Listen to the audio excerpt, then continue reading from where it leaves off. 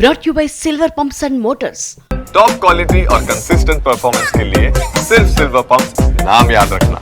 పహల్గాం ఉగ్ర దాడి నేపథ్యంలో తిరుపతిలో పోలీసులు ముమ్మర తనిఖీలు చేస్తున్నారు. తిరుపతి, తిరుమల, శ్రీకాళహస్తి ఆలయ పరిసరాల్లో బస్ స్టాండ్లు, రైల్వే స్టేషన్లు బాంబ్ స్క్వాడ్, డాగ్ స్క్వాడ్, డ్రోన్లతో తనిఖీలు చేస్తున్నారు. దీనికి సంబంధించిన అప్డేట్స్ మనకు అందుతున్నాయి.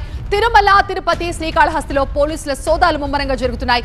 పహల్గాం ఉగ్ర దాడి నేపథ్యంలో పోలీసులంతా కూడా అలర్ట్ అయ్యారు. ఆలయాల పరిసరాలు, బస్ స్టాండ్లు, రైల్వే స్టేషన్లు, ముఖ్యంగా జనసాంద్రత ఎక్కువ ఉన్న ప్రదేశాల్లో బాంబ్ స్క్వాడ్ అలాగే డాగ్ స్క్వాడ్, డ్రోన్లతో తనిఖీలు జరుగుతున్నాయి. తిరుమలలో విశ్రాంతి గృహాలు, పార్కింగ్ల్లో కూడా సోదాలు జరుగుతున్నాయి.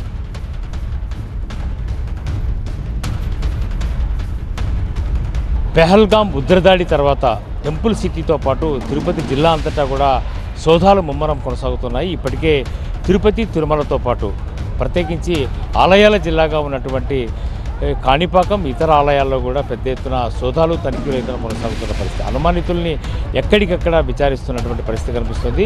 యాత్రికులు బస్ చేసే నా బిజినెస్ కి జిఎస్టీ నోటీస్ వచ్చింది, ఇప్పుడు ఏం చేయాలో అర్థం కావట్లేదు. ఇప్పుడే ఒక జిఎస్టీ ఎక్స్పర్ట్ తో మాట్లాడు. ఇప్పుడు జిఎస్టీ ఎక్స్పర్ట్ అంటే ఎక్కడ దొరుకుతారు?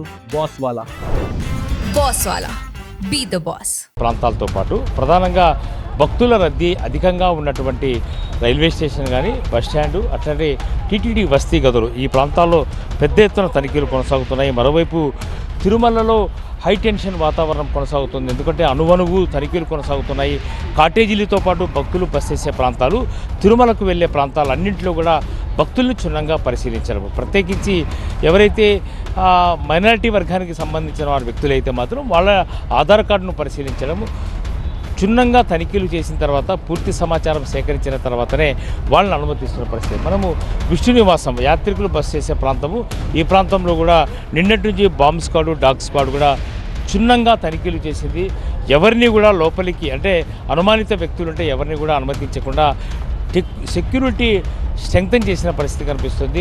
అనుమానితులు ఉన్నారా అలాంటి వాళ్ళని పసిగట్టే ప్రయత్నం చేస్తున్న పరిస్థితి కనిపిస్తుంది.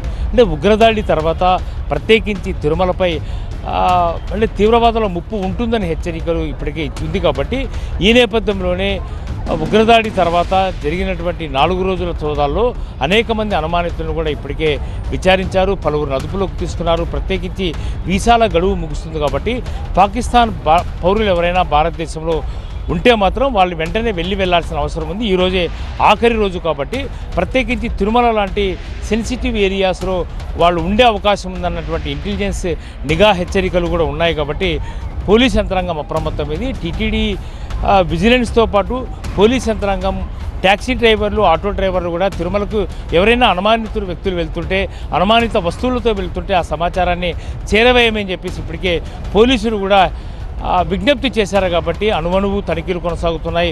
విస్తృతమైన సోదాలే టెంపుల్ సిటీలో కొనసాగుతున్నాయి.